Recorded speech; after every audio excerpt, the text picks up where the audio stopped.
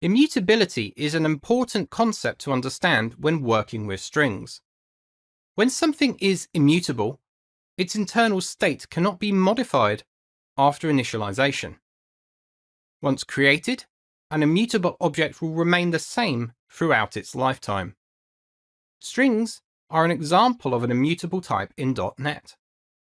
After they are created, strings are read-only instances. A string's internal character buffer can be thought of conceptually as an array of characters. Much like arrays, the buffer, and therefore the string, have a fixed size after creation. We cannot add characters to the buffer because it has no room to grow. Equally, we can't modify the characters in the buffer. Any manipulation we perform on strings via methods and operators does not change the original string. Instead, these methods create and return a new string instance with the required size and modified characters. Immutability has some advantages. Because we never affect the original string, strings can be safely shared around your application without the need to defensively copy them. Code that accesses the string can easily reason about it, knowing that its state will never change midway through using it. This behavior makes strings thread-safe, allowing multiple concurrent threads to share a reference to the same string instance without requiring any form of thread-safe locking. The immutable nature of strings also assists with the internal CLR optimizations. There is one primary downside of immutability. It naturally increases the number of object instances stored in memory, which introduces a performance overhead. This is generally nothing to worry about for small applications, but it can become a more significant concern as applications grow.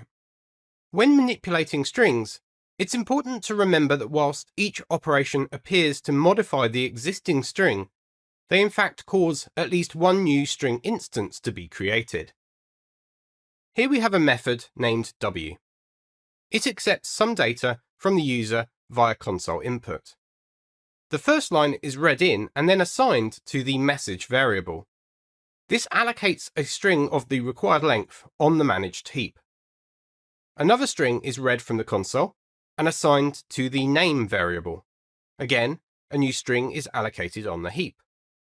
The method then concatenates the two strings to produce a final message. This results in a new allocation of an additional string on the heap with a suitable length to store the combined string value.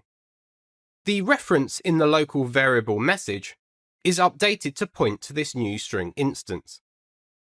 The heap allocations of the original strings may remain for some time, even after a string instance is no longer referenced or used.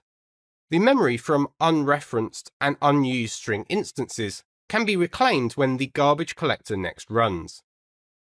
Throughout this course, keep in mind that most of the string manipulation techniques we'll apply will likely allocate new string instances.